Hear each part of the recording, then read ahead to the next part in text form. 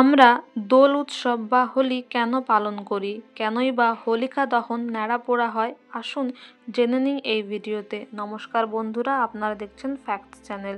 প্রাচীন ভারতীয় পুরাণ কাহিনীতে অনেকগুলি কারণ উল্লিখিত আছে, যেমন দোল উৎসবের দিন পরম ঐশ্বরিক শক্তি স্বয়ং শ্রীকৃষ্ণ রাধা একে অপরকে প্রেম নিবেদন করেছিলেন দোল খেলার মাধ্যমে।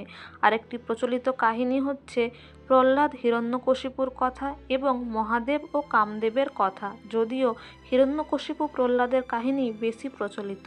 কথিত আছে রাক্ষস রাজা হিরণ্যকশিপু তার পুত্র প্রহ্লাদকে বারবার মারতে চেয়েও বিফল হয়, কারণ প্রহ্লাদ ছিল বিষ্ণু ভক্ত, সে বিষ্ণুর উপাসনা আরাধনা করত।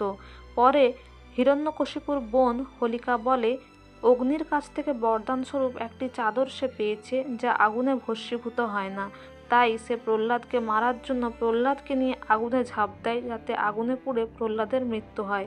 কিন্তু ঠাকুরের আশীর্বাদে চাদরটি প্রহ্লাদের গায়ে জড়িয়ে যায় বাতাসের কারণে, তাই প্রহ্লাদ আগুনের মধ্যে বেঁচে যায়, হোলিকার মৃত্যু হয়। পরের দিন মানুষ এসে দেখে যে প্রহ্লাদ জীবিত রয়েছে, হোলিকার মৃত্যু হয়েছে।